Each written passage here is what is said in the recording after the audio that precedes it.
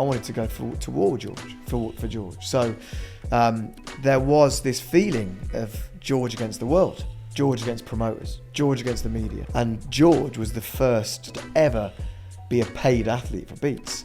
What was the hardest thing about working with George? Be honest.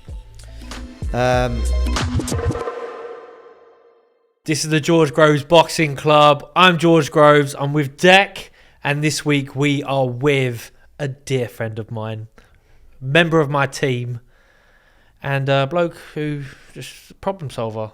It's Duncan D. Ross. Yeah. Very good to be here, chaps. Yeah. Thank you for having me. Right hand man of yours. He Left was. hand, either side. Like when I was covering you, George, Yeah. synonymous with you. Literally anything. We looked the same. You couldn't tell the difference between us. And it was like, anything you want from George, speak to Duncan, he'll say no.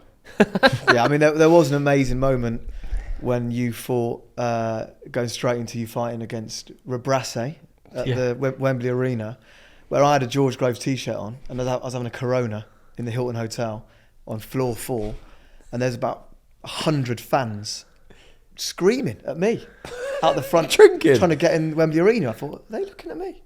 So I've just raised the bottle up, and they've gone, yeah, George. I think they actually think it's me. And then a woman ran up to me for my autograph and went, it's not him, love, and ran off. Well, this is pre-fight. I sort of the shorter, uglier, worse version of George. No way. Helped him off. Bigger puncher though. Yeah, shaved head, beard, and tracksuit. Yeah. So Duncan. Yeah. Duncan had loads of jobs for me, like took care of me in many, many ways, but was also kit man. Yeah. So coffee man. Coffee man on fight night. iPod. Double espresso. Oh, you get to. First of all, tell us exactly what you do. What's your job? Because I still haven't worked out. Yeah, so my job is probably what I did for George. A lot of it probably isn't my job, but we'll come on to that, because that is, an amazing journey, massive part of my life, what we did with George's career. But what I do is fundamentally, I'm in sports marketing, and I look after everything when I've worked with boxers from an out of the ring perspective. Predominantly I work with footballers, and that is from an off the pitch perspective. So I will represent my athletes from a commercial, sponsorship, media and profile, PR perspective, help advise them on anything and everything in between, from a digital perspective. So my relationships, I'm not doing the football transfers. I'm not dealing with the clubs negotiating those deals. What I'm doing is my relationships are with sponsorship directors, marketing directors of major blue chip brands who are sponsoring athletes, helping advise them on how to do that and who to do it with. And my relationships are with them, with editors of newspapers, with social media organisations, and but trying to, and fundamentally I help the athlete, but I also occasionally advise and consult for brands and help them, because that's where I originally started. So that was, so you linked up 2013. That's right, isn't it? Back end of 2013. So we're talking over a decade of this relationship has been going on. First thing I ever did with George, was organise 5 days after Froch won, you might not remember this, organise an interview in the Times with Matt Dickinson, chief sports writer. Yeah. And we met in a pub in Hammersmith, and it was 11:30 in the morning. Didn't know George really at that time. I was, just knew Matt very well. I was excited to see George, and George ordered a pint and a burger. Did I? Yeah. He had 2 black eyes. Yeah. And I thought, this is a bit of me. This is quality. But what I think, George, is back then especially, it wasn't normal for boxers to have this sort of what we call it, an agent service. Yeah, no one. Representation. Many boxers wouldn't even realise that there's low-hanging fruit to be had, and I think that speaks a lot about your headspace at that point when you were trying to maximise everything. Was that the thinking behind getting a proper person to do that for you? So I just had the first fight with Froch, and obviously profile skyrocketed, and at this point, being hard done by, not world champion, trying to find my feet and trying to figure out what the lay of the land was. I'd been separated from Adam Booth, who was my manager and trainer, at times promoter, and also we just had you really closed off from the boxing world. Whereas now I'm on my own. Well, let's see. Okay, because you just left Adam. Adam. Yeah. And a lot of managers, they keep you. They're paranoid that someone's gonna whisper in your ear, and you're gonna run off with someone else. but it was Anthony Ogogo, ECM, Anthony Ogogo, who was already working with Duncan at WMG. Yeah. And he said, have a chat with these guys, you know, but they're keen on you. And I chat with them guys. I said, all right, cool. And I'd met a few sort of agents as such, PI'd, and, you know, well, I can't remember who it was. One guy, you know, I said, oh yeah, well, where do you want to meet? He goes, oh, I'll come to you. I was like, all right, cool. So I was like, we met at the hotel down the road. Ordered a pint and a burger. No, I didn't. I got a coffee and I paid for it. Because I felt sorry for him. I thought, this is going nowhere. Like, you bring nothing to the table. Yeah. Then I met with Duncan and Dean, ECM Dean Baker, at the Wasserman offices. And I was like, I looked round and I was like, yeah, they're spending a lot of money in these offices for show. But also, it's working. They've got the money to work. Yeah. And vibe with the guys, you know, got on with you guys straight away. And yeah, I mean, I was learning on the job there and then, definitely, about what you guys do. But we went and we all went with it, didn't we, for a bit? Yeah. It was almost like you figure me out, I'll figure you guys out. I'm negotiating this Froch rematch. I didn't ask these guys for any help with that because I didn't trust anyone at this point anyway.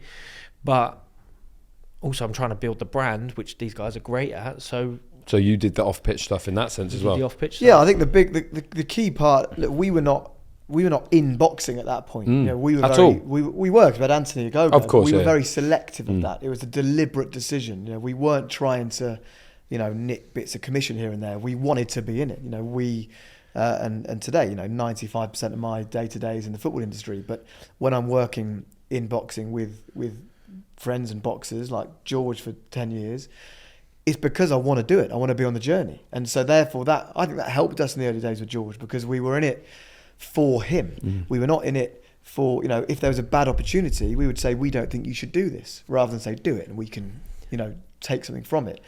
I found myself, we knew George was very defensive of his, you know, management, I guess, because of the experiences he'd had. And that in a way made us, certainly me, feel very defensive for him. I always felt, and I felt the same with Anthony, but I wanted to go to war with George, for George. So there was this feeling of George against the world, George against promoters, George against the media. Yeah, it felt like that. George against, and I wanted to help George. I wanted to protect him. And I think what you realise on that journey is the reason for me, George's career is one of the, you know, the ups and the downs and everything is why we're such great friends now. Is, you know, that was a massive part of my life, because I lived and breathed it. For me, it wasn't just I'll help you professionally and see you later, mate. You know, I remember having real, you know, it was hard work when you were fighting, or when you were, because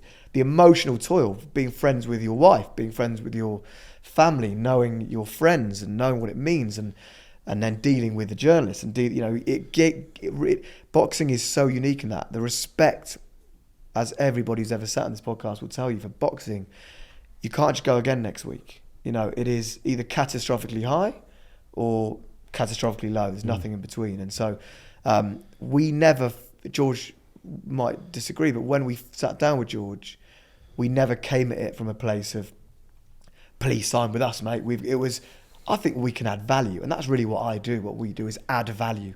Sometimes that is money. A lot of the times it's earning you money.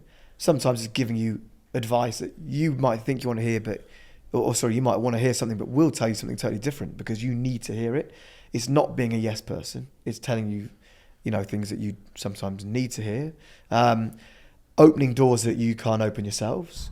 And then to sort of the bit earlier is adding value on fight night. So doing the, you know, everything that in between, from the ring walks, all that kind of thing. But for me, it was, we wanted to work with George. We were not in the market for 50 fighters at all.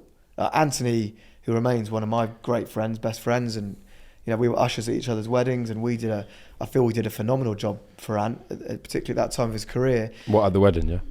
Phenomenal wedding, usher. Yeah. But, you know, the fact that he was friends with George, immediately he was like, that's good, because he must be a good bloke.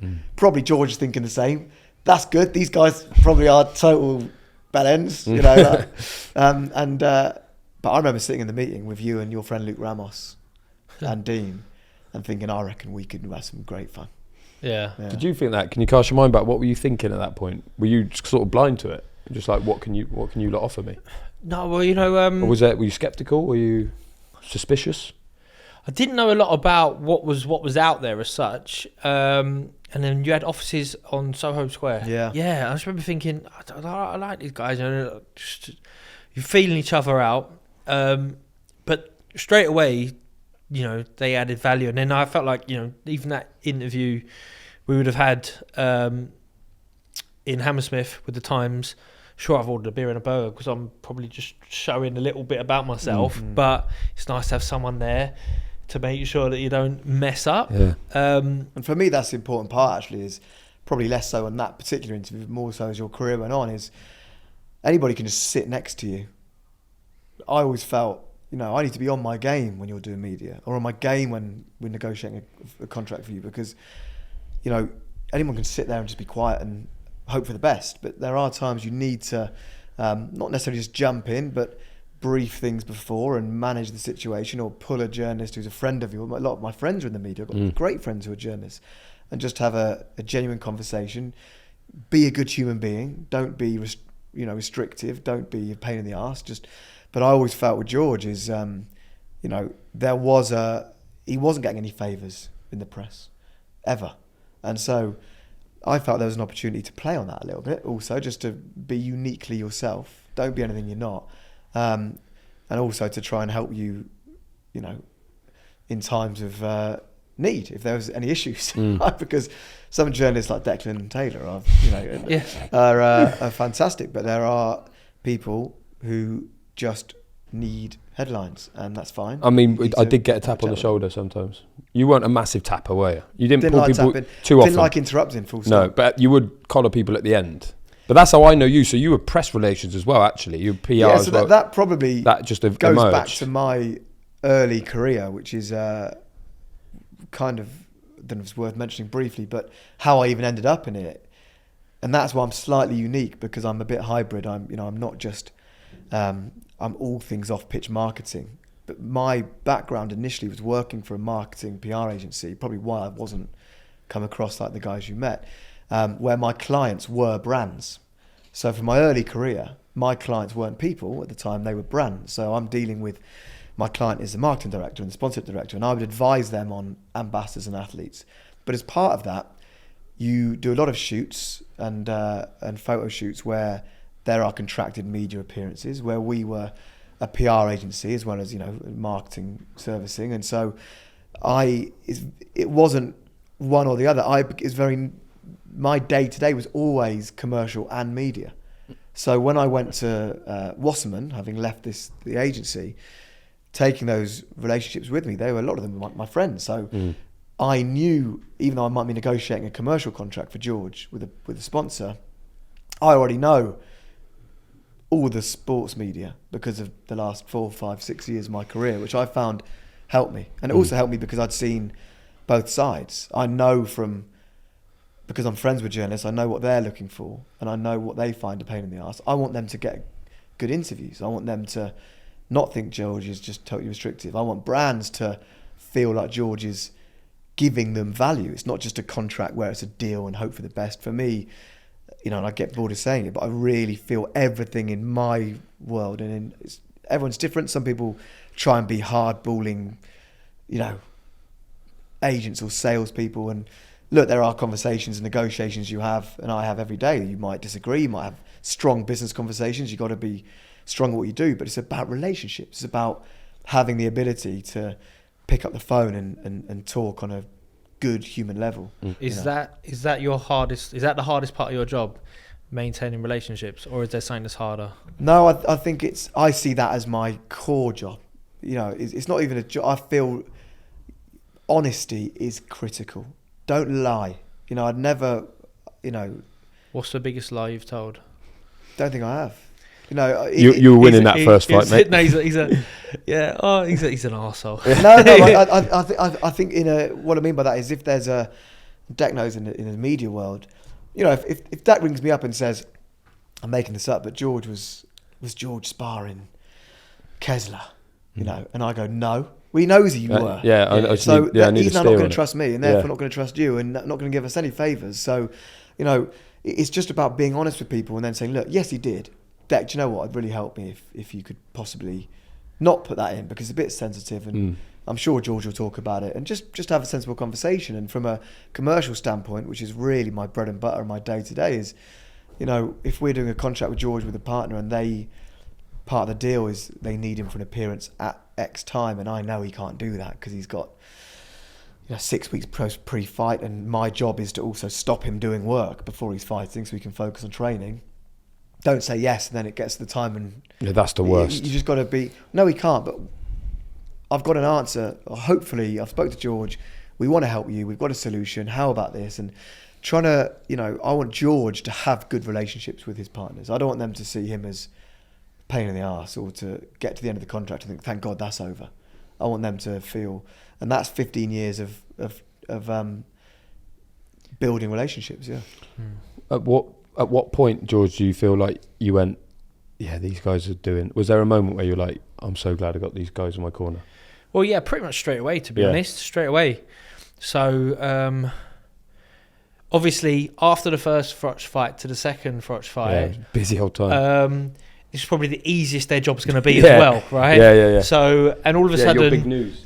And stuff, you know, stuff that I'd tried to always go out and fish around for myself before this would have been impossible to get, right?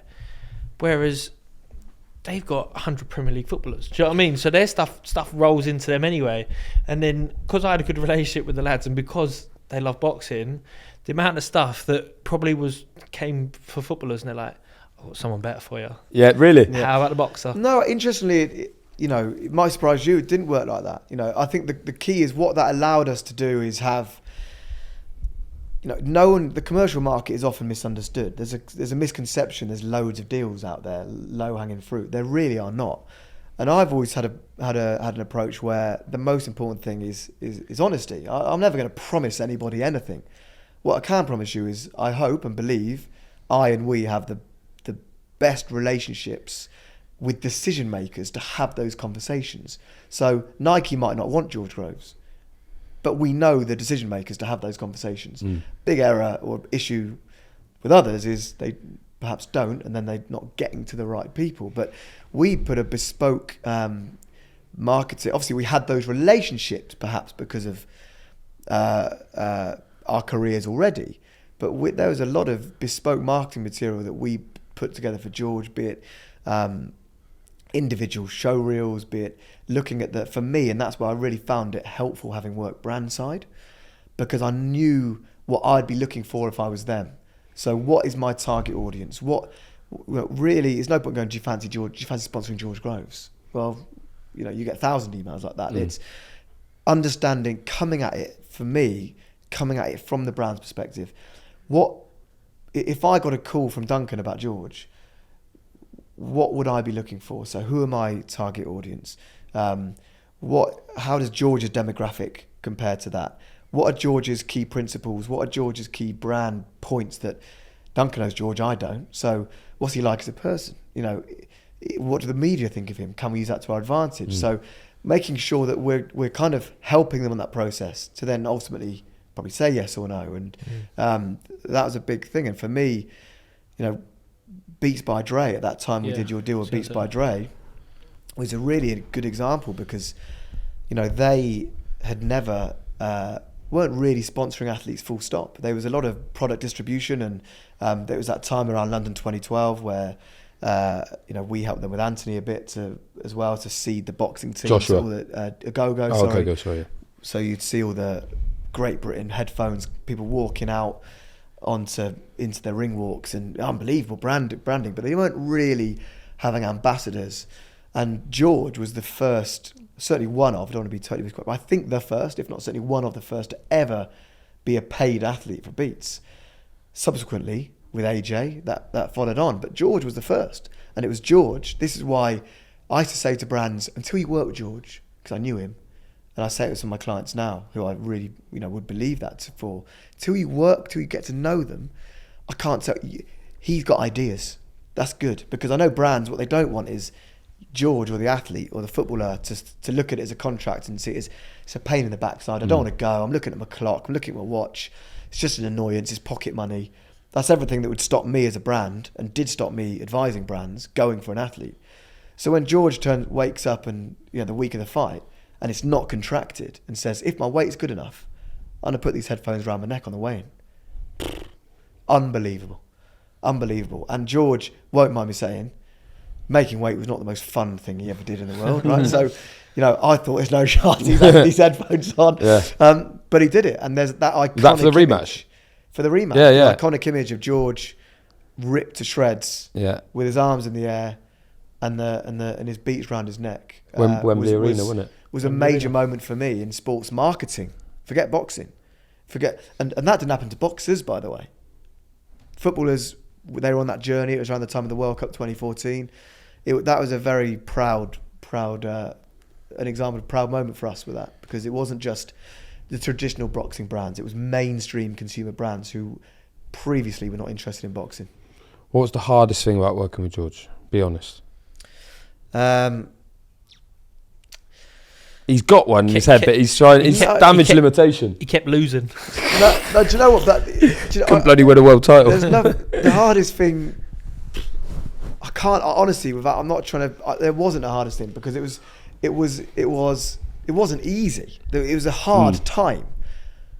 But there wasn't George was not. I liked George's.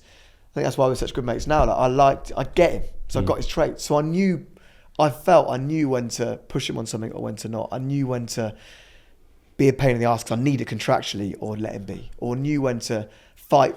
I had a lot of fights behind the scenes without George even knowing.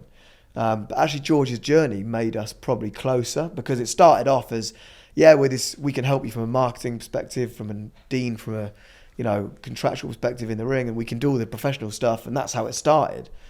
But actually, the fact that you then lost the rematch, and then that we were in it for the right reasons. We were in it for George. Mm-hmm. We were in it because I couldn't have George feeling like he was on his own, and so that journey. I'll never forget turning up to your house the day before we flew to Saudi for Smith with the kit. And that's where a lot of what I actually do as a job, particularly with my day job, if you like, working with brands and my footballers. And actually the nitty gritty with George was a lot of just helping him.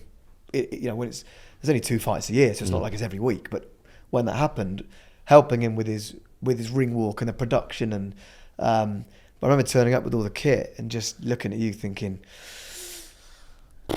This is just like, we're off to Saudi now. It's very normal. Yeah, it wasn't then. And like George, you had no idea what you were going into. But also nobody, and I still don't think it's spoken about enough. And I know you don't speak about it enough because it's difficult for you. But I can say it. Like George was not right for that Smith fight. He was nowhere near 100%. Eubank. The frustrating thing was Eubank in the February, I felt was one of your best performances ever. Don't know if you agree, particularly given the final round aside when he did his shoulder. But 6 months, you should have had a year and a half to fight. But we had to because of the contracts, etc. And you were fit to fight. Let's not get it. Let's not get it wrong. There's no excuses here. You were fit to fight, but you weren't the George that fought Eubank. Put it that way. And so turning up, the work you'd put in, I just felt this is. I don't know where you're going after this. Just getting to Saudi is going to be a good effort, mate. That's what I mean. Yeah, I mean, you said that, didn't you? You were ready to not bother getting on the plane. Yeah. But, by that point, I felt like I had a really good team. Duncan, a real key part of that, and the support that Duncan would give us was invaluable, So I'd always appreciate him. And I never forget the one thing, sorry, G, about the media. And I think you've touched this before about the Eubank fight.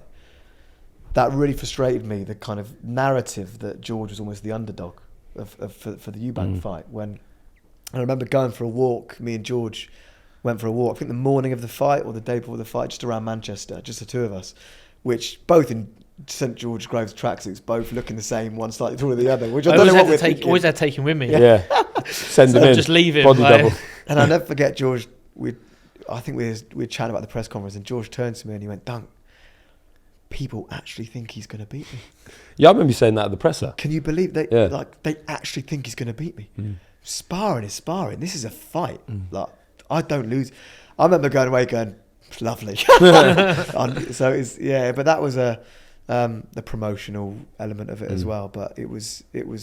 There were a few. I don't know what camp you were in, Deck, actually. I thought George was going to win that fight, and I remember at the presser, I still remember the line you said, "I beat him and I beat his dad as well," and that was the back I don't remember that. That was the back page, and that was it was true, or at least that was. Well, it is true. Yeah. But yeah, I was with you because there was something that had happened there with Eubank, and that people thought. Eubank is one that I'm a big Eubank fan. You know, now absolutely wasn't in 2018, but now I am. But part of it's the mystique around him. It's you don't really barely see him. Barely see him. Other than the fact that he put a lot of sparring footage on his Instagram, but you don't really know. And so that mystique, whenever there's sort of mystique that adds to, and obviously he's a superb fighter, but George was, and I was very privileged. I felt very privileged in. Yes, there was a professional element to what we did with George and what I did with George, but there was the ability. We're friends, so going to watch him spar, going to Shane's gym, and I used to watch a lot of George's sparring. And I am not a boxing expert, and I don't profess to be, but I used to watch him go before that Eubank fight and go, okay, he's on it. And I remember being in the dressing room, and you're on the pads. My job was doing the music, which was a nerve-wracking job because George had a playlist. You don't want to misstep. And I just heard that the sort of smack of the pads, and I thought he's on it tonight. He's a machine, and that was amazing, having been on that whole journey prior. And I think it changed with George. To your point about back to your question of what was hardest, I wouldn't say it was anything to do with George being hard, but the times of his career were particularly hard. What was the lowest The Eddie point? Goodneck side, I think, was really difficult. And I felt terribly for, obviously, Eddie Goodneck, his family, and I also felt terribly for George because, no one was really out there. That's a very difficult challenge. And I was in the dressing room when that whole thing happened, and the press the next day ringing. Obviously, got a job to do. I had to ring me asking what to say. I don't want to answer the phone because there's a situation going on here, and knowing what George has gone through to this point in his career. And so, what happened for you at that point, Duncan? Like, you find out about Eddie Goodneck, right? Do you know there and then, like, what needs to be said? Do you have to confer with anyone? Because essentially, you're not going to say it. I'm going to say it, or whoever the fighter is going to say it. But you've got to be on top of what they say. Yeah. I mean, I remember just everything that night. Well, I was in the dressing room when I can't remember who it was, came into our dressing room and said, "There's a problem. There's an ambulance outside, and it's not good." I think it was Kevin. Kevin. And so, on a human level, immediately it's extremely distressing. But on a professional level, I need to ensure that it's managed properly. Also for Eddie Goodneck to his family, and as well as for George and the situation. In terms of checking for things, I would never. I'm very strong on making sure I'm never giving anybody information without the approval of my client. I don't think that's right. I think so.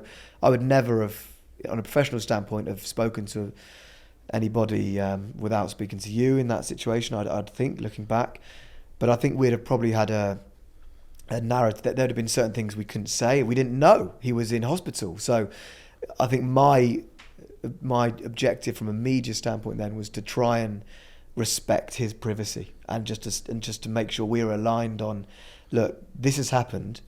He's in hospital. That's a fact. But we'll probably have some off the record conversations to say, can we just respect that, guys? And also, can we respect George? Because George will probably be getting a lot of phone calls himself, which he doesn't need at the moment. Did you? Were you getting calls at that point? Yeah, I think so, yeah. I can't remember from the press, but certainly a lot within family. And, I remember a sponsor, one of your partners at the time, absolutely not doing anything wrong, but the day after the fight, wanting some content for you, or wanting. Sometimes you're contracted to do that. Yeah, of course, yeah. Something after the fight. And to be fair to them, I don't think they even knew of the situation. They weren't being, but I had to sort of I'm not ringing George asking, can he? That's where you have to use your experience and your nous and just say, look, bear with me. This is not for now, and you know, there's a big situation going on now. But George's had, you know, the Eddie Goodneck situation is obviously extremely challenging, and I didn't live through it like George lived through it. But that's why when George won his world title and dedicated it to, you know, that made me very emotional because I'd seen how that whole journey throughout, you know. So it was a bit, I always say with my career with George was, yes, there was the professional element of which I think hopefully we made you a lot of money commercially. We gave you or helped you enormously in other ways, be it helping get Nike to provide all the kit, be it working with my graphic design team who worked for me to do the ring walk music or whatever it might be. But 90% of it was just supporting George. And that's where boxing's very, very unique. I think one of the first photo shoots we did was for GQ. Yeah. Right? So this is, I was like, big time now. GQ sounds fucking cool. I'm on the cover. No. That's all right. We get there. It's like proper, proper studio. They're going to dress me up. They put us in Tom Ford suits. I've never had a Tom Ford suit before. I was like, wow, I'm getting one of these. As soon as I got enough money, I'm getting one of these. And then they said, oh, yeah, we're doing Frotch on the other side. And I was like, oh. I obviously didn't want him to have anything at that point. Well. Yeah. And then Duncan probably had to like crisis manage me at that point and go like, it's going to be good. You'll be fine. And then, years later, me and Duncan went and got ourselves a Tom Ford suit each. Yeah, I say we went and got ourselves. George very kindly got one. Yeah, it was very touching. He very kindly brought me a thank you present, which is, you know, was amazing for me to get a Tom Ford suit. But no, for George to think like that, but that GQ shoot for me, because I know the guys at GQ really well. Like when we started working with you, I was like, I want George in GQ. Boxers weren't in GQ. Yeah. Right? And don't forget, George, yes, you were frustrated Frotch was on that. But you made that fight. That fight was only there because of you. Yeah. Neither of you were in there if it wasn't for you. And so when I spoke to GQ about you, getting you in is such a high-end premium title is an enormous thing. Massive, massive thing. I remember there were two jobs to do. One, and they're both aligned. For me, big thing of what I do is people think that the profile media element is very separate to the commercial sponsorship side. In my view, it really isn't. You know, if your profile is right, and if you're in GQ and you're aligning yourself with brands who are paying a lot of money to advertise in that magazine, you're going to be a valuable asset to a potential brand. And if your profile's high enough, they're going to be potentially interested.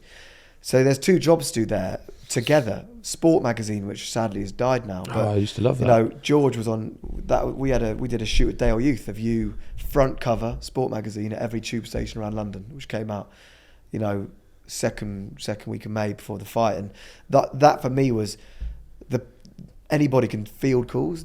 In my world, the adding value side, a lot of what I spend my whole career doing is proactively trying to create opportunities that aren't there.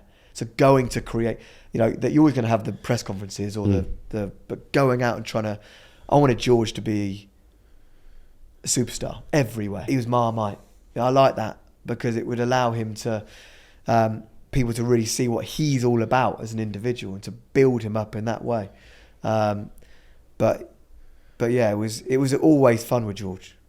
It was always fun because he was spiky.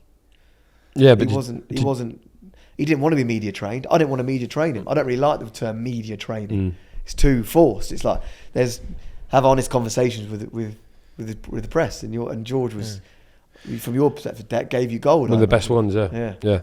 I'd always ask Duncan after, is that all right? What do you think? You know what I mean? Because you do, as a fighter, you need a steer in the right direction a lot of the time. So like Duncan, I say, well, ultimately, you all want a blue chip sponsor, you know, apparel. You want this, you want that. You want to be sponsored by, Tesla. I don't like Tesla, but or don't Apple say that. Or whoever, right? Whoop. But you don't know how to get hold of these guys. So they tell you like, this is how you do it. This is what you need to do. This is what you need to say. This is how you need to perform. And Yeah. And it's all linked as well because, you know, brands, which in George's case, are interested in everything that goes with George. The razzmatazz, fight nights, the ring walk. So everything that we're doing is all strategically aligned. It's, you know, George was very involved with what he wanted his ring walk to be, the music, and I loved that. It gave us something to go with, to play with. So fell out with a lot of broadcasters because of that. What, taking too long? Oh yeah. I mean, I remember in Saudi for Smith having a row backstage because broadcaster was saying, "You've given us this song. It's 2 songs. He's got to go after 3, and it's 6 minutes. He's got to go after 3 minutes." I went, "Yeah, he won't go. So you got to play it, or he won't walk." That's. I know George, and I'm just telling you to be prepared. I'll speak to him, but I'm just telling you to be prepared. So we're about to do the ring walk. We're stood behind George, and I don't know if you won't be sad enough to look at it, but if you look at the link of George's ring walk for Smith, you'll see me behind, flickering my eyes to the left because I'm getting screamed at by the broadcaster going, "You've got to effing walk," and I turn to Dean and go, "Yeah, we're not walking." Yeah. And George went, "Do you think George is going to go?" Nah. We just sit tight, just look ahead, sit tight, and wait for the full 2 songs. So, but I love that. That's what it's all about. That's what George was all about. It's about, you know, George wanted to make Smith wait. Probably he wanted to also walk in second and have it on your terms. So you got to be strong there because that's not easy when you're getting shouted at. So you must have a lot of dealings with Duncan-esque type of characters. There's loads of them now. How does Duncan rank from your perspective? You were always available. Loads of them now unavailable. But there's loads of them now. As in, like, even trying to book guests for this show. There's so many PR people that don't do all the other stuff. But back then it wasn't that commonplace. But you knew that you had a direct link to you, essentially. Because you would say, "Oh, can I come and speak to George about this?" Or, "Is this happening? Is this true?" And you'd always be available and always would do your best with it. But the problem is you were such a big name at that point that everyone was after it. Yeah, and I think that's where just having honest conversations. Yeah. A lot of the time you wouldn't be available. But, you know, having the relationship or the friendship with a lot of you guys to be able to say, he's not available, guys. But then, you know, we really wanted to try and, maybe because my background again from when I was my previous sort of brand PR agency, but because I've got so many friends in the media, almost by accident, you know, I know the challenges that you have with your desks. I know what we actually need. What you need. And so I want you to, we might be able to do something now, but we will deliver for you so that we still proactively organise a lunch at the Alma pub in Wandsworth. Shout out the Alma. You know, I still get emails from them. Shout out the Alma. I still get emails from the Alma. Did you not pay the bill? Yeah. Like, Duncan said he was getting it. No, because I obviously signed up for the Wi-Fi. To this day, I still get emails. I've never been to the Alma. I did get a lot of those bills, yeah. But that's where, for George, and my job for George is to minimal disruption to his training camp. And get everyone together then. If he can walk 15 metres from the gym to the pub, he'll do that. And speak to everyone. And then go upstairs and get all of you there. You knew the score, and that's important. You're getting what you need. And I listened to your Colin Hart episode, actually, and interestingly, like you've got to get stuff. So at some point, George, you're going to have to speak to the media, you know. And so you want to do it on your terms. I want to do it on George's terms, yeah. Dunk, what is it? Might not be to do with boxing. I'm certain it's not, and hopefully you'll share. What's the most ludicrous thing you've ever asked for that you thought you got no chance of getting that you've actually got over the line? Oh, that's a good question. A London bus into Wembley Stadium. I mean, it can't get much bigger and better than that. Which you spoke to Dean about. I mean, it's got to be that. That was, and Dean touched it. And of course, you know, shout out to Super Dino Baker, because I spent 11 years at Wasserman and left, and now do my own consultancy, but still work very much with Dean and with some of their clients still. So we've got a great relationship. But Dean is a great friend of mine, and we had been on an amazing journey together. But he's right in what he said when he was on here, and he said, you know, George wants a bus, so we went away. We got to make that happen. I'm not going to tell George he's not having it. So, you know, there were meetings where, firstly, a lot of the time we went to these meetings at Wembley, they thought I was your brother.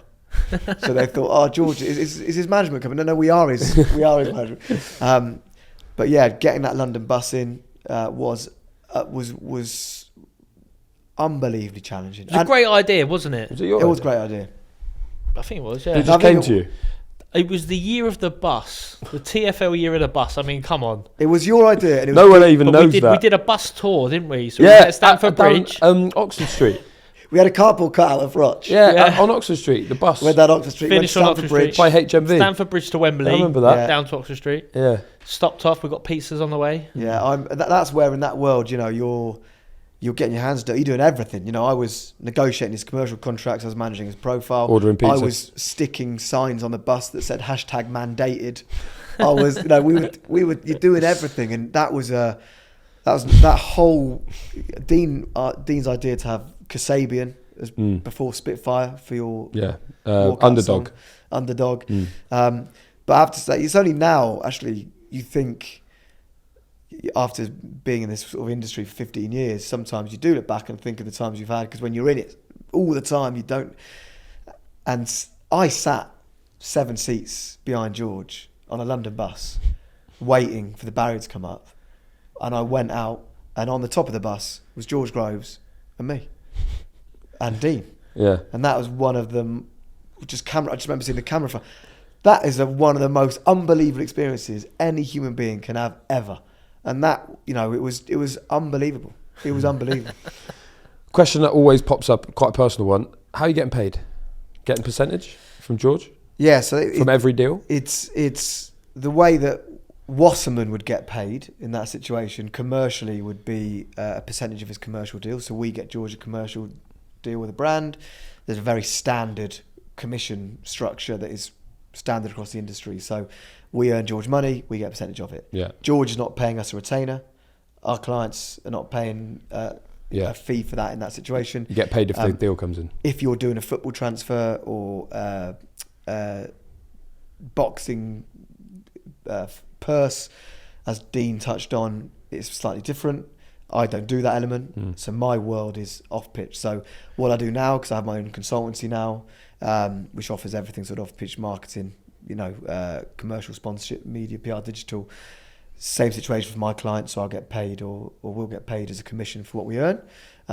Sometimes I do some consultancy for brands where there might be a retainer for that, but there's no one size fits all. It is a fluid market. That's hard, isn't it? Because you're trying to protect George, you're trying to make sure that he's optimizing everything he does so you win the fight, but at the same time you're still trying to generate money for him, and you want him to generate you money commercially. So there's a line to tread, isn't there, between let's just get him to do loads of shit and also keep him perfectly tuned for his fight. That's where for and everyone's different, but for me and for us at that time, it's always been about the client first, and that sounds a bit sort of cheesy, but it really is. And I would rather advise somebody not to do something because I know it's right for them in their career, and I'd rather be known, you know, in 30 years' time as giving that honest, good advice than for anything else. So sometimes you have to put yourself in their shoes and think what's best for them. And there's a big misconception, if we were talking George, around Froch too, actually.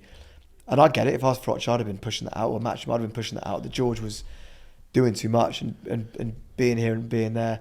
He lived 1 minute from Sky, right? So he could pop in there whenever he wanted.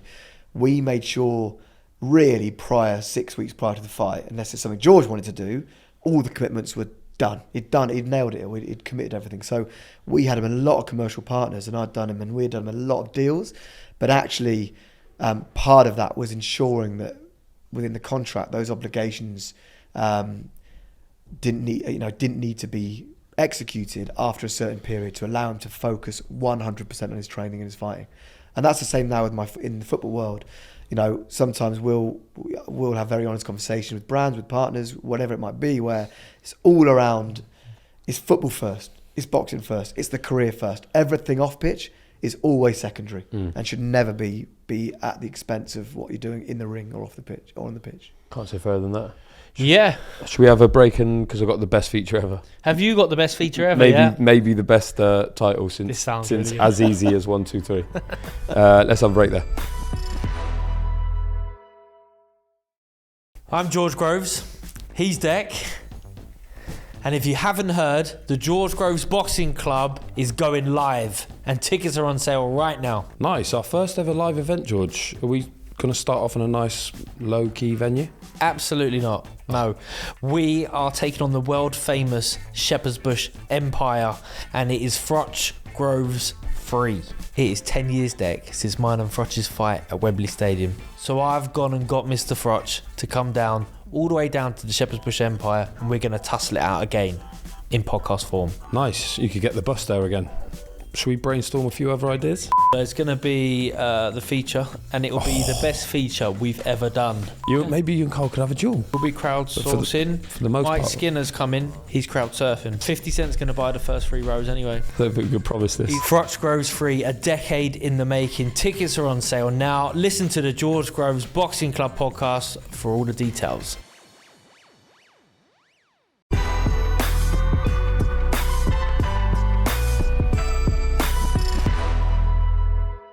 Okay, we're back. Right, gents. George, you've been feature sort of master for a fair few episodes now. Yep. But I thought, as it's Duncan, I want to pit you against each other. So I've been in charge. Now, we had to come up with a few names, of course. You know, as you're an avid listener. Have you hit the follow button? Big time. Yeah, check his phone. Yeah. Before he leaves. I've got a hoodie. I paid for a hoodie. Oh, did you? Yeah. Have you got a print? You've seen it? Yeah. Nice. Okay, I like it. We kicked around some names. You came up with Rossi Bop, which I liked. Duncan Ross is actually really good. Ross is like manna from heaven for feature names. Who can? Duncan. But do you know what we called it? What have we called it? Duncan Disorderly. That's really good. I've never heard that before. Yeah, I bet you haven't. Duncan Disorderly. Right, so Duncan Disorderly. The reason it's disorderly is because I'm going to read out names from George Groves' career. Yeah. Okay, and this is a quiz about George's career. Not in order, obviously they're very much disordered. And all I want is fastest finger first. I want you to come up and tell me. I want you to just tell me the year that the fight happened. Okay. Now, what I've discovered since writing this quiz is that you weren't working with George for some of these, so you're going to be stabbing in the dark. Yeah, I still have a go. But some of them you were. Now, there's a rule. I'll give him like 5 seconds. Well, you get one pop. You get one crack at it. Okay, the year. So if you say it wrong, you're out, and then the other person can sort of compose themselves and come back. Okay, there's 10 of them.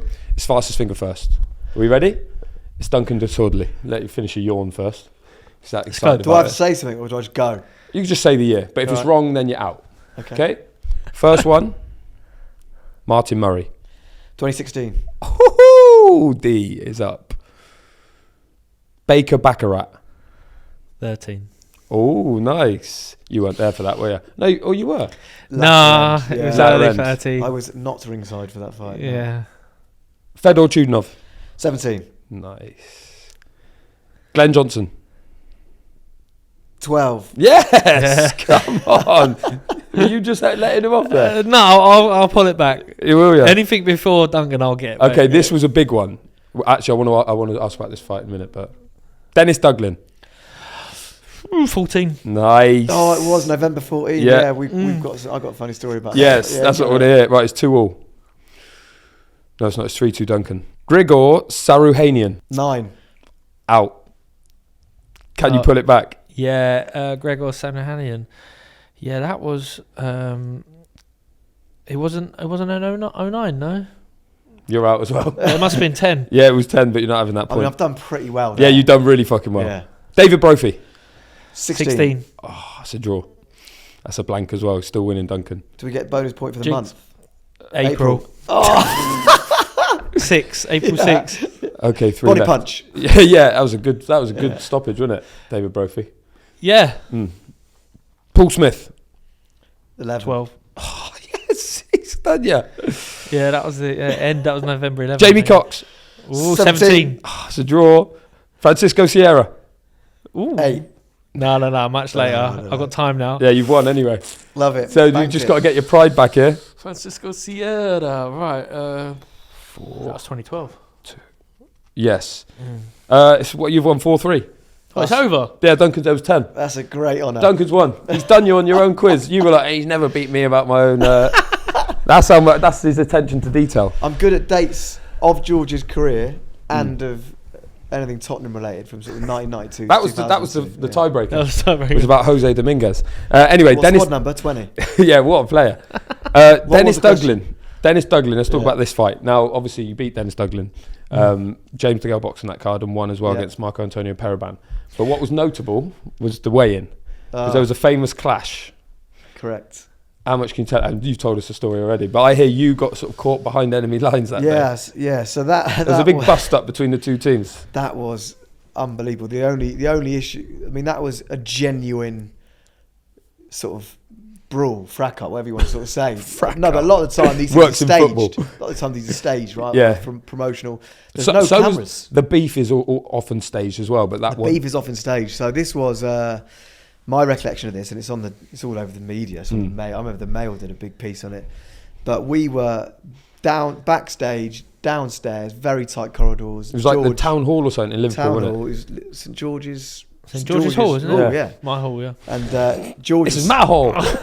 George was seeing the doctor for the normal checks pre-fight. Just the normal checks. So all of us. It's the psychiatrist. And all the fighters are there. You know, it's pre-fight. All the fighters are there.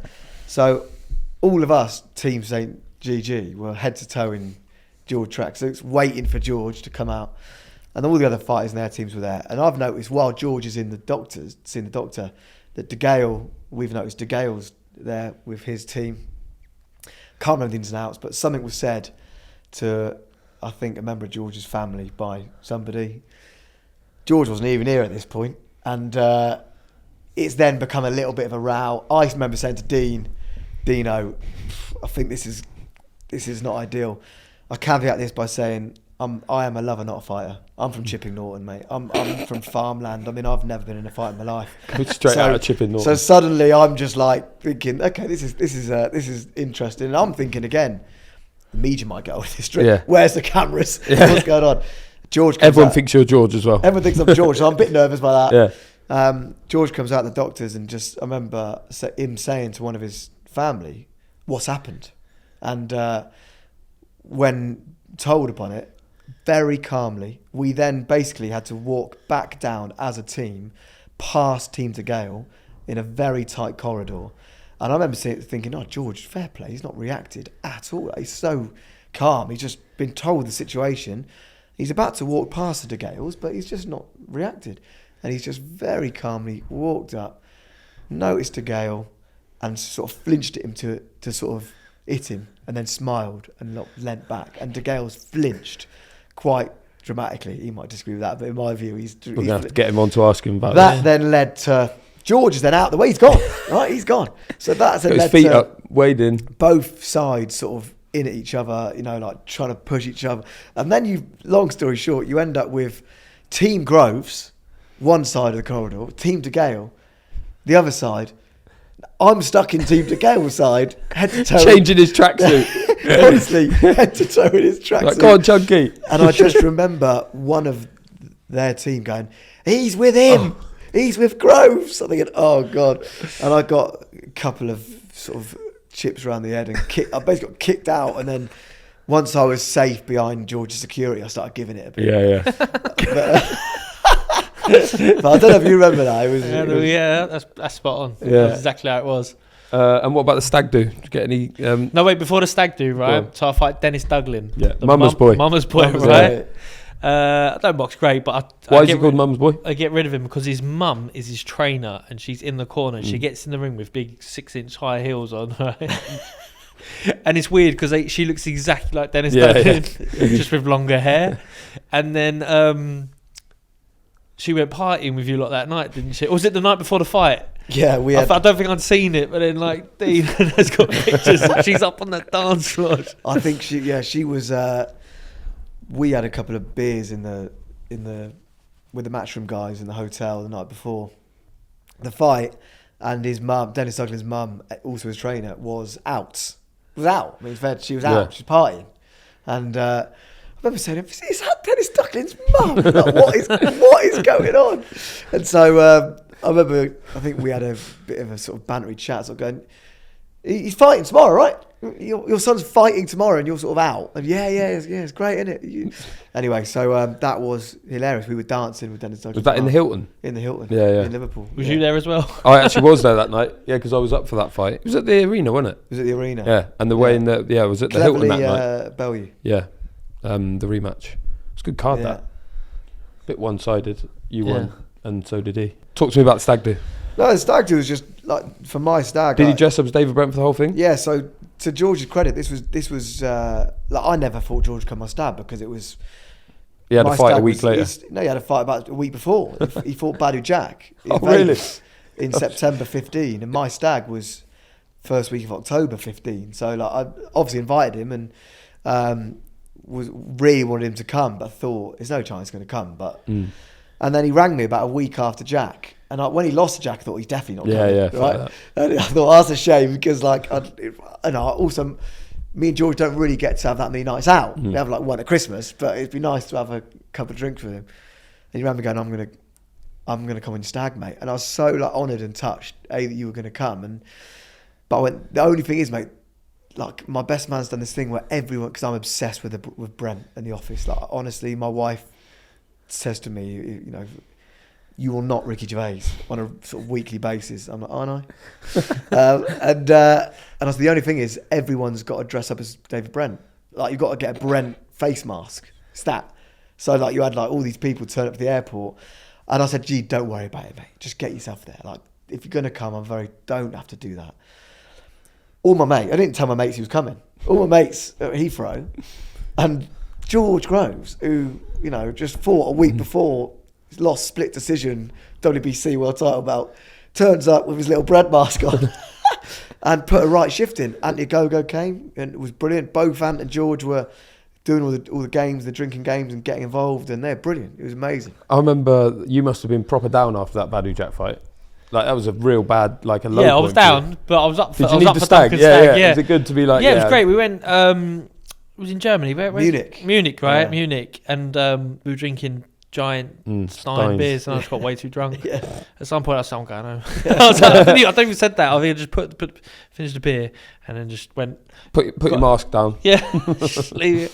And I But I also felt I did feel like I wanted you there, but like you did need probably like just to get out of the mayhem of post Jack and all the talk around then. Was he going to fight again? That was the talk. That was just before you met Shane, I think, and. So it was almost like looking back, it was perfect. I'll tell you about an incredible deal Duncan got. Please. Got me. He gives me a call. I'm retired now. Do you know what I mean? I'm not even doing podcasts. He calls me. He says, "George," he says, "I might have something for you if you're interested." I said, "Yeah." Shoot away. He goes, "Farjo Hair Clinic. What are you thinking?" Right? I said, "Here we go." I said, "What's that?" He goes, "They've been on. They want to sponsor an athlete, right? And I've told them, you are the one. This is the one they need. They're going to bring you back from, from the depths of hell or wherever you are right now.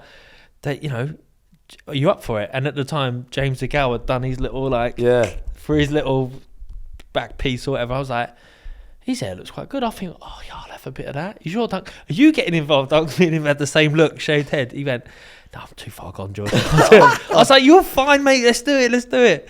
And then, they Farjo Hair Clinic? So shout out to the Farjo Hair Clinic. George's amazing hair today is Duncan Ross's work. Really. Duncan Ross's work, yeah. That's your work. So I remember you saying, "Why do you get it?" And I said, "Mate, you're still okay. Like if I turn up." If I look like I do now and tomorrow I look like Pat Sharp, I mean the world's just going to be like, what on earth is going on? I can't do that. But you sort of subtly sort of brought it back in. There's nothing subtle about it. What was the nuts and bolts of the deal with that? The deal was they wanted to perform some miracles, and I fitted the criteria. Free. Yeah, for free. You got to remember it's worth a lot of money. Yeah, of course, yeah. So very expensive. They're very good. I recommend them. Obviously, when I first came back on the scene with new haircut, trying to brush it to the side. It's like, oh, he's been to Turkish Airlines. Like, absolutely not. Shout out Farjo Hair Clinic. Where are they? Like Harley Street or something? They've got a clinic on Harley Street, but you go up to Manchester for the surgery. They do a great job. Evidently. As we can testify. And that was a Duncan Ross special. Duncan Ross deal. Was that one of the last deals you did for him then? Major deals? Yeah, I mean, I try and obviously still help now. You got him his hair back and fucked off? Got him his hair back. Get he retired, got his hair back, fucked off. Yeah, basically, yeah. world title in the Super great Series. ones. You know, we did, obviously, Beats by Dre. We did for the Badu Jack fight, we had... Do you remember who you had on the back of your shorts? Badu Jack. Yeah, we had FIFA. You had EA Sports. EA Sports. 15, yeah. Something that would never have crossed their mind. And wrong sport for a start. But that's about sort of proactively, you know, not waiting for the phone to ring, going to them, saying, what do you think? They had to have... We've never even thought about this, you know, being in a world championship fight. Yeah, and that was Mayweather undercard as well, wasn't it? He fought in September, and the game's out in September, so it was a nice synergy. And but George got it. The lovely thing for me was he gets it. He got it. He understood. Obviously, very good at camera, but he understands. He would always try and give extra value to sponsors and partners, which for me is gold dust. I want the sponsor and the brand to feel $1 million. I want them to sign a contract that they might be a bit nervous about signing, a bit unsure. We've got lots of different options. We've gone for this guy, and feel best decision we ever did. And I think that's what George delivered. I think that brings us nicely on to this next question. That's about how you identify talent that's going to work for you. Like, do you work with boxers now? And like, say you've got someone really good, promising boxer, can you do deals for them? Can you do magic with anyone, or does it have to be a certain type of person that you? Yeah, I go back to what I said at the beginning about for me, it's the most important thing in my professional life are the relationships I have. So, you know, I feel that I have built over the course of 10, 15 years some extremely valuable, I'll never take them for granted, great relationships with very senior decision makers at big brands who are now my friends, right? A lot of them are my friends. And so I can have those I will always have those conversations for the people that I are my clients. Now, in terms of who do I work with now, predominantly footballers. I work with managers, international Premier League players, do some of my own consultancy. I'm starting a sort of, like I said, athlete marketing business called Quattro that's coming. But I am always open to working. I wouldn't say, like when we started working with George, we were not in boxing.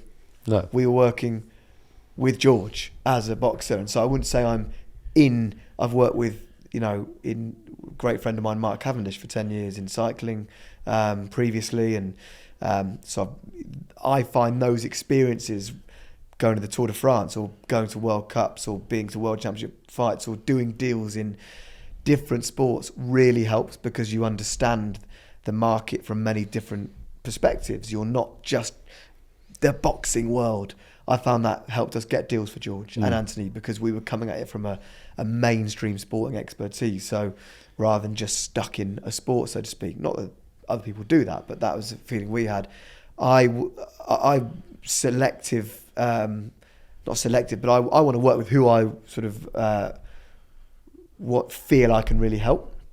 So I'll always try and be very honest. There'll be some who, like I said, the commercial market is not easy. There's some boxers who, or any athletes, might feel that they're commercially viable, and it's not my opinion, but the market, the decision makers, are saying otherwise, and then it's a case of having honest. There might be other elements out of the ring that they can really try and improve first. So yeah, I think a lot of George was not commercially viable when he started his career after 4 fights. He was, after 18 fights, having achieved what he'd done in the ring. The big sort of message I would say of my world is fundamentally your job is to capitalise in the ring or on the pitch, and my job is to capitalise for you out of the ring or off the pitch. And so when the fight is at that level, you can strike. Is there any athletes in the world who you'd love to work with, apart from like Teddy Sheringham or something? Oh, great. Teddy Sheringham. Stefan Freund. I've worked with a lot of, amazing sports people, but, Teddy Sheringham is a hero of mine from when I was a kid. So he's, shout out Teddy. Yeah. Great question. Do you know what? I think it sounds really, really, again, a bit cheesy now, but genuinely, like, I want to work with good people and people that want to be helped and want to be on the journey together. The reason I love working with the clients I work with now, today, and when I work with George and Anthony, is you're on that journey together. You're a partnership. It's you going in that world as a collective rather than do this, us and you and them. That's not for me. I want to be on that journey together. In terms of names, so I don't know. You might have an amazing. I could pick out a few names, but they might be very difficult to work with, or might not want to be helped. So yeah, I don't know. I couldn't tell you that. Don't know. Typical PR man. Yeah, he's not. He's just open. He knows that someone might be watching. You don't want to rule Declan Taylor. Out. Yeah. Speaking of which, Duncan. Now we're obviously always in the market for commercial value here, aren't we? Shout out AG1 and obviously shout out to all the sponsors like AG1 and everyone else. NordVPN. Shout them out as well. Are they still going?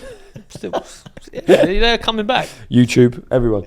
But if we wanted to make ourselves more commercially viable as a podcast, as a product, what can we do? How can we maximise it? We asked Eddie Hearn the same question. He basically told us, get him on. More. Yeah. Get Joshua on. So, what can we do? Yeah, well, what's the low-hanging fruit? Obviously, for me, I'm used to dealing with human beings, but as a podcast, as a product, if you like, an entity, quality over quantity. So for me, you've got to be cut. Got a pod a week going out next week. Yeah, you got to put yourself in the shoes of the brand. Put yourself in the shoes of the brand. What would the brand be thinking? The brand doesn't want to log on to the GGBC Instagram and be, oh God, I just got to mute that. It's just too much drivel. Yeah, you got to put quality, which I think you do. Yeah, Archie, right? Shout out Archie. Shout out Archie. Yeah. You got to make sure that the guests you have on are world class. But you need but fundamentally you need to make your brand, the GGBC brand. Shout out GGBC hats and hoodies and all the merchandise you can on the website. Some of the laughs we have around here is has that quality. What like I said, if you're the brand, what are you going to give to them? You want their money, right? You want the ideally, you basically want the sponsorship money. But you've got to look a bit deeper. You've got to try and help get in the mindset of what their marketing strategy might be. Understand the brand. Don't just see them as a pot of money. See them as they have a marketing strategy. How can you work with them on theirs rather than just give us some money? Okay, that's food for thought. I never thought about that whatsoever. I've literally just thought, give us your money. Yeah. Obviously, shout out Duppy White as well. Kano's rum. Well, you say what can we offer brands? We actually have hundreds of users on Strava. Are you on Strava? I am on Strava. Can you join the group? Because AG1 will go look at our reach on an outlet like Strava and go, wow, they've got an engaged audience who care about wellness. They got Duncan Ross. Yeah, I mean on Sunday and now morning, they got the Rossi Pop. I've got 3 kids under 5, and I was having a very hectic breakfast morning in my kitchen, and my phone dinged, and it was a Strava notification that George Groves is following you. So then you put down your AG1 and you followed him back. That's exactly what I did. Yeah. I went straight to him via his NordVPN. So you can get on the group. Get on the group. Your task is you have to post it on the group by the time this podcast goes up. All right, we'll definitely do that. And what sort of commission are we talking for if you get us a brand deal with Whoop or one of your other blue chip Shout sponsors? out Whoop. We'll maybe a freebie. We'll have to depend on. I think firstly we need to get everyone in the GGBC production and hosting committee a Whoop. Yeah. Right. So sounds great. I'm going to speak to Whoop because I know how big fans they are of the show. Yeah. And they want authentic partners, right? They want you to. So forget Strava. Yeah, fantastic Strava. Yeah. Get yourself. Forget Strava. Yeah. Fuck them actually. Yeah. You know that. Yeah. We're in Whoop now. I'll tell you what. Right. Whoop sounds really exciting, and it really is, right. Don't say but. No, wait, no, but, right. So, for the Frotch rematch, we did a deal with Duffer of St. George, which is owned by that was genius. Sports. Who came up with that? I mean, it was a collective. It was a collective. I'm not sure. I mean, to be honest, that was to be fair to the brand, they were proactive and up for it. But when we knew we wanted to deliver for George and not approaching or going for Duffer of St. George, would have been a catastrophic error. Yeah. So we had a bit of trial and error because they got lovely tracksuits in there, but the tracksuits that they gave me weren't the ones that I thought I was getting. So Duncan smoothed that out. Got us a tracksuit. We got literally the ones off the shelf, and they put my logo on it. We took that home, and then for the weigh-in, we were contracted to wear duffer pants, wasn't it? Yeah, Duffer pants for the weigh-in. You had to wear duffer of St George pants. But they only had one pair left in the whole UK, I think it was. Yeah. So already been luckily worn. we had it. But then these are things that people don't see. They just think George is weighing in. Yeah. They don't for the biggest fight British boxing. So you got duffer pants and you got beats around your neck. Yeah. They don't realise that actually we're fanning around behind the scenes trying to get his pants for the weigh-in. And shout out Joe Simpson, absolute legend, who is now running everything football marketing for the whole of JD Sports. And to be fair, was very understanding at that point when we were like, George wants the tracksuits to be changed, and we need to. Yeah, they're not. It's not what he thought. We need more than one pair of pants for the weigh-in. Because I think I had to wear. I think we did the same deal for the next fight. We had another duffer deal, and I had to try and find the pants. I didn't know where they'd gone. Phone up Joe Simpson. Didn't realise I don't know. Maybe Joe made us a bespoke pair. Maybe we should do GGBC pants. Buy a duffer of St George. Duncan will get it done. Yeah. We'll get that. So we'll get Whoop and some pants. That's the first two. We'll get that. Also, let's look at what's authentic. What brands are GGBC like? That's a good place to start. Well, I love Whoop. I've always said it, haven't I? you have always said that. I've always going on about how much I love Whoop. AP, they like AP. Yeah. AG and AP. They're my two favourites. Okay, we've gone big. Yeah. Hublot. Yeah. Like Hublot. I love FIFA. Haven't played it for years, but don't tell him that. We got a few FIFA 15s, mate, from the Jack fight. Yeah, still hanging around. What brands do you like? What brands Gucci. do I like? Don't like Gucci, do you? Got beef with Gucci still? Gucci, no, but we tried really hard to get a Tom Ford deal done. We end up with they Tom weren't Ford quite ice in, instead. and then shout out Philip Shark at ECM, who actually got a relationship with Tom Ford, takes pictures for him. He put me in a good word as well. Didn't come to anything, but we just like we authentic still got brands, the suits. don't we? None of my Duty, suits fit me anymore. Call of Duty. Yeah. That was really. I was out of my depth that day because Duncan said we got a Call of Duty deal. I was like, yes, great. And you're gonna go and you play the game for a bit. I was thinking, piece of piss, mate. Oh, we'll do that. Yeah, definitely. We went. They'd rented like a warehouse, hadn't they, somewhere? It was where they filmed Dragon's Den. Right. Oh, nice. They were all in there, all the dragons and that. But there was like loads of like diehard gamers. 12-year-old. Yeah, and like celebrity diehard gamers. And I was in there to battle them. And George. And I think Duncan had done that thing where he sort of said, yeah, he loves the game. He's on it all the time, but he's not. And I was like, which way round do I hold the remote? To be fair, I think I'd vote you and went, do you play Call of Duty? Yeah, mate. Yeah, just a bit. Yeah. I know the answers to these questions, innit? Do you like this brand? Yeah, love them. Yeah. That's I've got them in every colour. That's also where Match of the Day came down to interview George about fixture predictions. Oh yeah. And George's football knowledge is good at times, but patchy. To be fair, and so they were they were asking him about the results, the fixture predictions for the next week. To be going out on, it's how big George was and how big the event. Football was. Focus, that'd be probably. No, it's for Match of the Day. It was going to go out on Match of the Day pre-Froch too. Right. And we had to redo the predictions because they were. You're like 6-2. It was like West Brom 6 United. I remember actually vividly being in a presser, and always it would usually be Pat Sheehan from the Sun. Shout out Pat would go, Chelsea, doing all right or whatever. Ask you Chelsea questions, and you just went to Duncan. Oh yeah, what a team! Obviously, I had no idea what Chelsea were doing at that point. Well, once you're in full camp, you're not watching football. Yeah. Like I wasn't that guy who just loved football, where football came in front of everything else. So before I was pro, I'd be at their games. You know what I mean? And I wore the badge on the shorts because I liked the team. Do you know what I mean? I remember writing to Chelsea and saying, "Can you send me some badges?" And they said no. So I went. So he wrote to they basically, to be safe, they was like, "Nah, I don't know who you are." And then, so I used to buy the scarves, cut the scarf out, stick it on the shorts.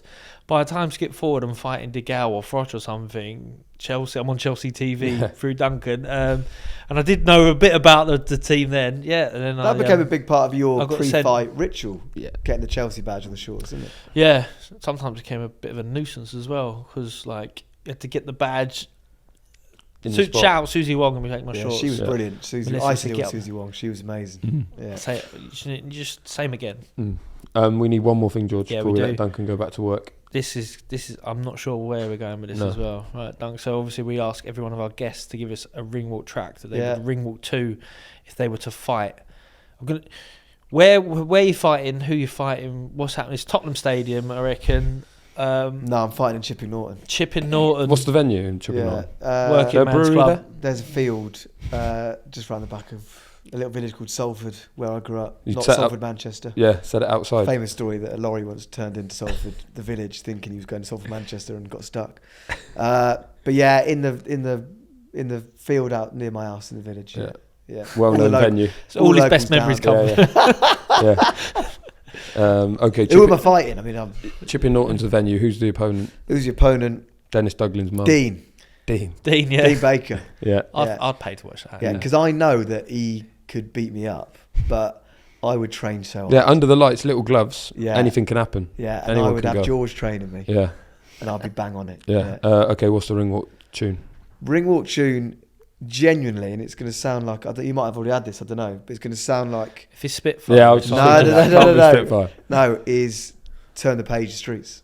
Oh, yes. And get him to walk you out. Get him to... He's already offered, right? Yeah. And Mike Skinner, massive part, GGBC member. Yeah. Massive part of my upbringing, my life, from a music perspective. Just always loved that tune. I could just... Very important on Turn the Page, though. Don't go anywhere. You got to do a George. You got to stand still. Yeah, because it goes Don't on. go anywhere until it goes boom, until the words stop. And the last words are, be brave, clench fists. It is, yeah. Yeah. Turn the page on the day, walk away. It's a sense of what I say. I'm 45th generation Roman. He could wrap himself but in. I don't know how okay I'm spitting, so return to a Don't do the whole sentence thing, fitting. if we ain't got time. And might as well chase me. Shout out Chris William Smith for inviting me to the streets. Yeah, but you didn't go, did you? No. Have you ever seen that clip of Mike Skinner where he's talking to someone about a politician, Michael Heseltine, he walks on and stage. then he just, while he's talking to, he just walks on stage. Fucking amazing. Has he been taken up on his offer? Well, we haven't heard as such, but I know that obviously Chris William Smith walks out to Kano. Of course, we know that. Yeah. But I wonder if he could do a double whammy. I think Kano's not gonna do it, but Mike Skinner is. He should do a double, and I know that if he did it for me, it would get in Dean's head. Yeah. I've won already. Yeah. A bit like the Ed Sheeran. Because he wanted Frank Sinatra, I think, was his pick. I think, was it My Way? It'd be hard to get him. Oh no, yeah, he's dead. It's brown bread. I might be wrong actually. Can't remember what his ring was. But yeah, okay, the streets. I love that. Turn the page. Yeah, that's so good. Well, let's close the book on this episode then. Duncan Ross is going to also deliver us a sponsor. Yeah, no pressure. No pressure, but look, you've done it for him for years. Yeah. So let's do one more. Yeah, if we can get one more deal. Deck individually as well. Yeah, exactly. It's been a pleasure, chaps. Thanks for having me. Thanks so much for coming in, mate. Awesome. Amazing.